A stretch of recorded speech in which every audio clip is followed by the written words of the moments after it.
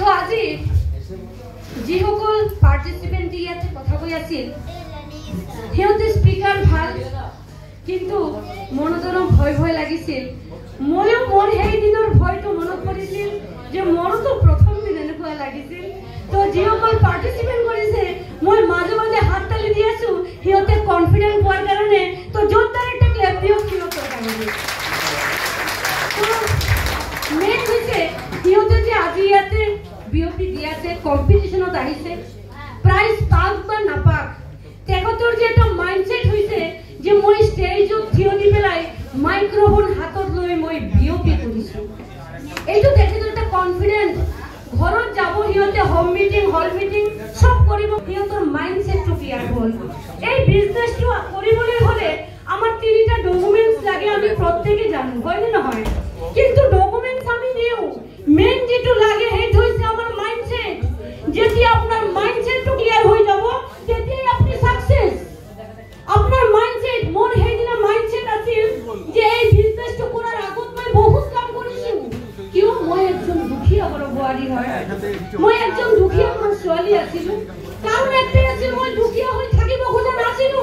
মোৰ মাইন্ডসেট আছিল যে মই একদিন টকা ইনকাম কৰিম, অৰ্থনৈতিক স্বাধীনতা মই পাম। কিন্তু কৰ পৰা পাম মই অৰ্থনৈতিক স্বাধীনতা? প্ৰত্যেকটা মুহূৰ্তত ভাবিছিলো কি কৰিলে মোৰ টকা হ'ব, কি কৰিলে মোৰ এটা স্কুটি হ'ব, কি কৰিলে মোৰ এটা গাড়ী হ'ব, কি কৰিলে মই এটা ধুনীয়া ঘৰ বনাব পাৰিম। এই মাইণ্ডছেট আজি যিসকল মানুহ ইয়াতে আহিছে প্ৰত্যেকজন মানুহক লিডাৰ এবং ডিস্ট্ৰিবিউটৰক মোৰ ৰিকুৱেষ্ট মাইণ্ডছেট আপোনালোকৰ মেইন সাবজেক্ট এইটো আগতে ক্লিয়াৰ কৰক। যদি আপুনি ভাবে যে এই বিজনেছৰ পৰা আপুনি মাইণ্ডছেট কৰি পেলাই সাকসেস হ'ব তেনেহ'লে কিন্তু আপোনাৰ এই মাইণ্ডছেটটো আগত ক্লিয়াৰ কৰিব লাগিব যে মোৰ জীৱনত কি লাগে, কিহৰ কাৰণে ডাইৰেক্ট সেলিং মাৰ্কেটিং কৰিম। সেই পাৰপাসটো আগত ক্লিয়াৰ কৰক।